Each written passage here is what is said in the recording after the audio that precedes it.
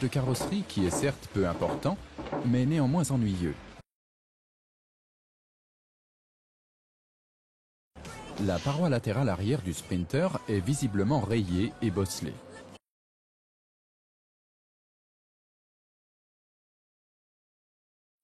Jusqu'à présent, ce type de dommage représentait des coûts importants pour le client.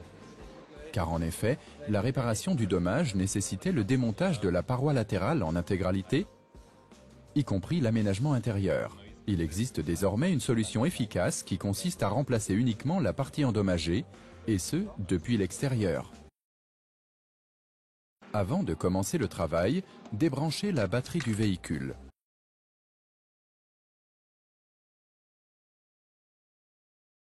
Démontez toutes les pièces rapportées à l'extérieur, ainsi que les moulures en plastique et le feu arrière.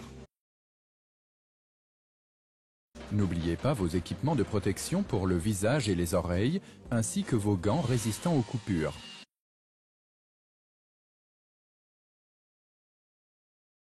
Brossez les cordons de soudure à l'aide d'une brosse métallique jusqu'à ce que les points de soudure deviennent visibles sur tout le tour.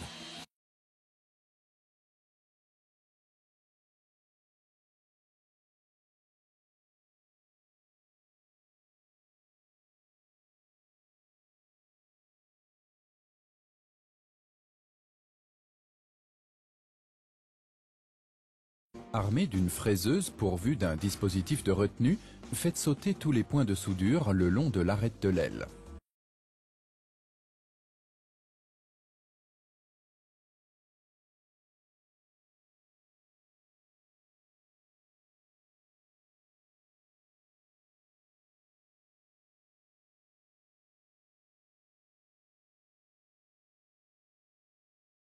Une meuleuse de petite taille vous permettra de faire sauter les points de soudure de la bride inférieure de la paroi latérale.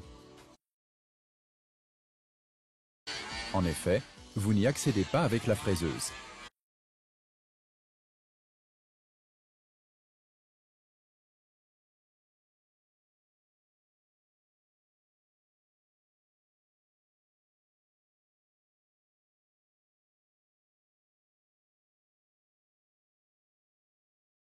Utilisez à nouveau la fraiseuse pour les points de soudure restants dans la partie inférieure de la paroi latérale. Mais ici, sans dispositif supplémentaire.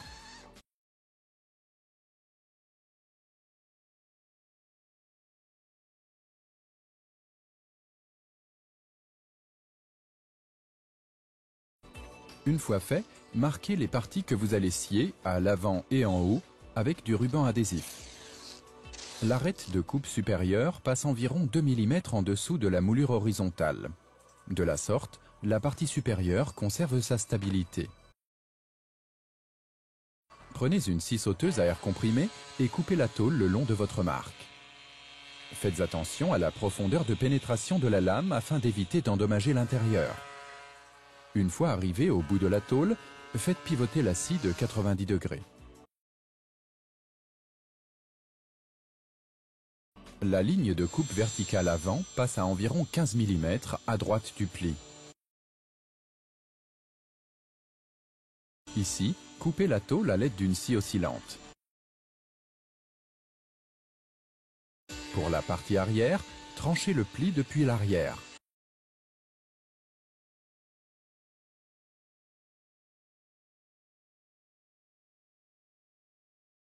À l'aide d'un marteau et d'un burin, écartez les soudures de la partie inférieure et ouvrez les points de soudure.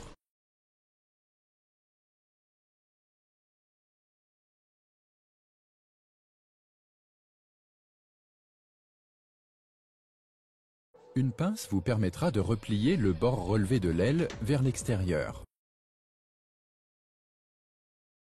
Échauffez la tôle par l'extérieur au moyen d'un pistolet à air chaud. Cela détache le produit d'étanchéité entre la tôle et les longerons de carrosserie qui se trouvent derrière.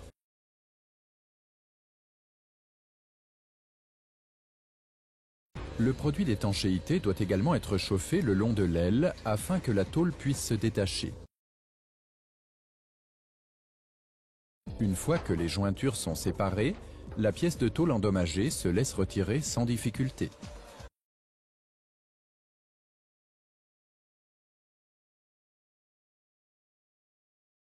Faites sauter les points de soudure du pli restant à l'arrière à l'aide de la petite meuleuse et détachez les parties métalliques restantes.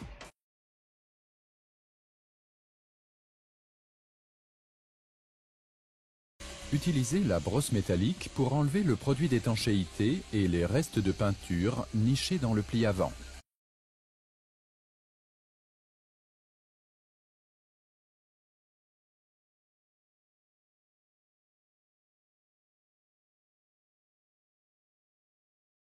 Une fois fait, détachez les plis restants le mieux possible.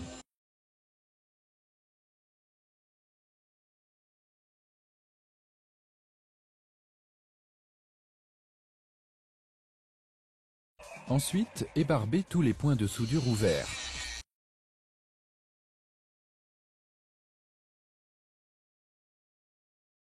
Passez un coup d'air comprimé afin d'éliminer les copeaux et les saletés. Le nettoyant Terroson FL vous sert à enlever le surplus de cire de conservation.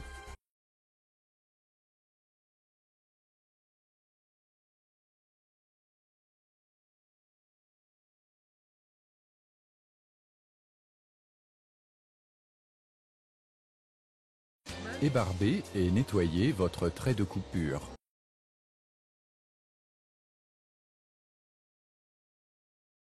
À l'aide de papier abrasif, enlevez la peinture sur la surface de collage à l'intérieur.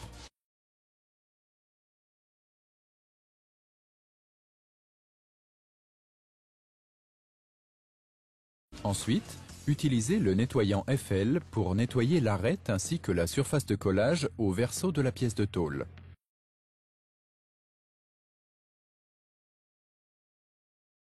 À l'aide d'un miroir, contrôlez la surface de collage. Elle doit être absolument propre et exempte de graisse. En outre, assurez-vous que la partie de tôle supérieure n'a pas été endommagée lors des travaux de préparation. Fin de la première étape.